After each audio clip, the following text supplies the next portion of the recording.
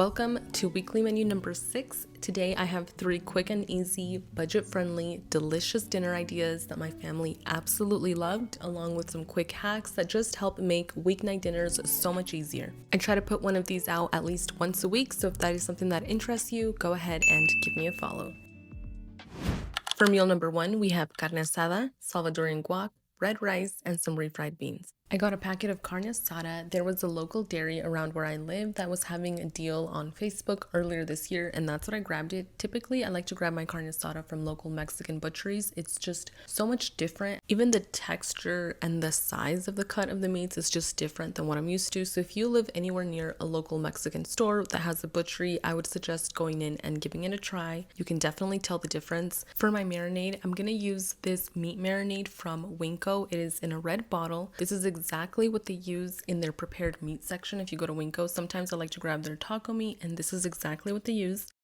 I like to season a little more, so I add some meat seasoning from Winco as well, some sour orange juice, or you can just squeeze some fresh oranges. About half of an orange would work, Lorry seasoning, onion and garlic powder, black pepper, salt to taste, pineapple juice. This is the one that I like the most. I'm using about 1/4 of the can just because I'm not making a lot of meat, some tomato bouillon, the juice of half a lime.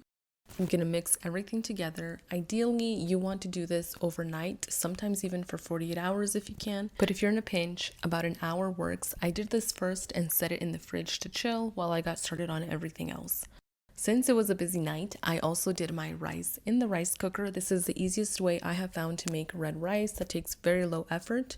I just add my rice, some water, some oil, about 1/4 of a white onion, 2 tablespoons of chicken bouillon. I mix everything together or else that chicken bouillon will clump up. I like to taste it. If it needs a little bit more chicken bouillon, I add a little bit more.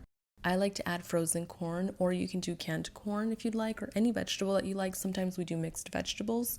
But for this specifically, I just wanted red rice and corn, so that's what I did. I'm also going to add this packet of azafran.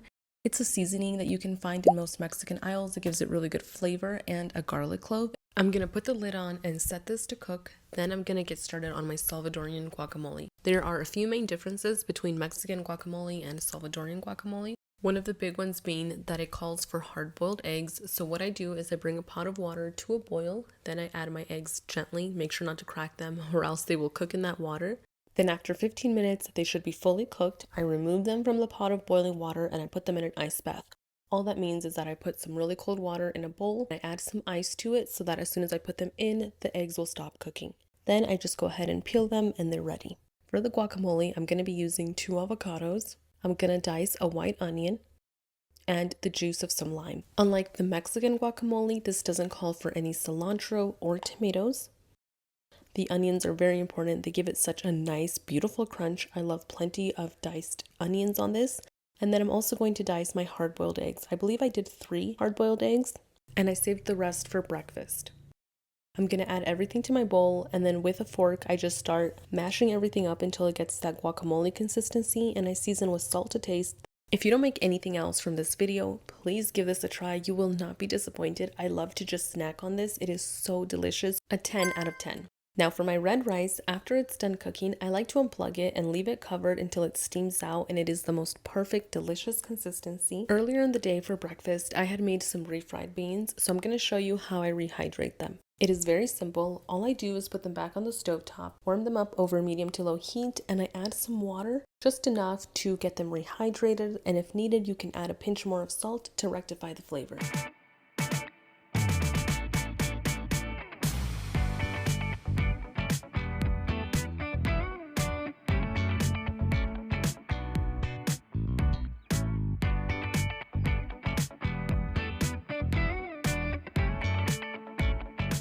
To assemble, I just add my refried beans and rice to a plate along with that meat. I also had my husband grill some tortillas outside just so they get nice and crunchy.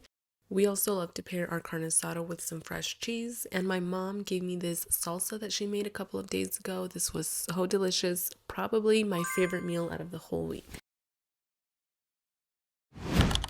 For meal number 2, we're having baked chicken, soy squash, and red rice. I'm gonna use 2 clean chicken breasts. I like to clean mine thoroughly with some vinegar. If you don't like to clean your meat, then go ahead and skip this step. I did wash originally 3 chicken breasts, and I only ended up using 2. I diced it up into some cubes, and I seasoned with some olive oil, black pepper, onion and garlic powder. I really didn't have a plan for this. I was just throwing in some seasonings. I did some paprika, a little bit of turmeric, tomato bouillon, a little bit of azafran, pinch of garam masala, and some parsley. I don't feel like the garam masala really did anything for my flavor. I just wanted some color and a lot of spices. I threw everything into a baking dish and I baked this at 350 for 20 minutes. That way the meat doesn't dry out and the chicken still stays nice and juicy. I wouldn't say this was my favorite way of seasoning my chicken to be baked. I think next time I'm gonna stick to what I know. I just really wanted to experiment and try something a little different. My husband grows us a garden every single year and it is squash season right now. We have so many green and yellow squashes that are ready, so we went outside and grabbed green and yellow for dinner tonight. Personally, I love squash. There are so many different ways that you can incorporate them into so many different meals. This is one of my quick and easy go-to ways that I make squash. I just dice them up into little cubes. I add them to a baking dish and I like to add some olive oil, some white pepper. I like to season also with some soy sauce, and I grabbed this Japanese barbecue sauce from Costco. It is so good. I like to add a little bit of that as well.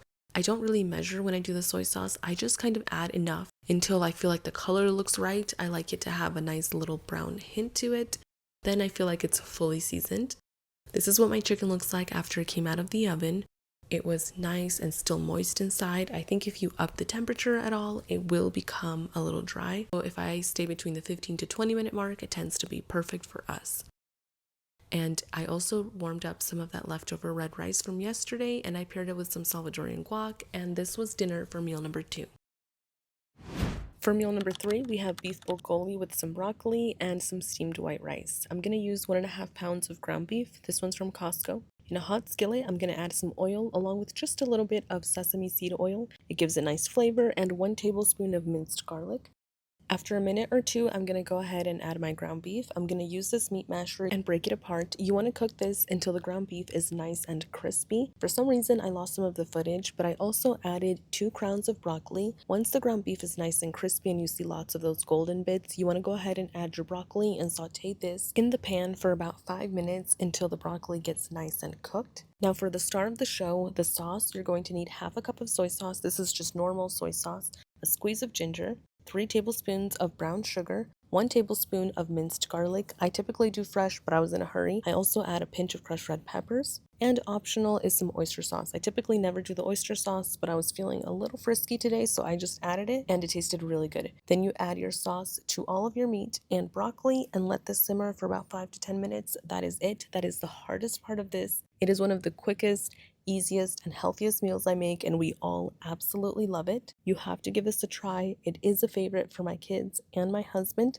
I just put a lid on it and let it simmer. I have cooked this in the past with carrots too, and that's really good. To dish up, I just dished this up with a side of sushi rice that I cooked in my rice cooker. I garnished with some sesame seeds. If you enjoyed this video, don't forget to give me a follow. Thank you so much for watching, and I will see you next week with another weekly menu.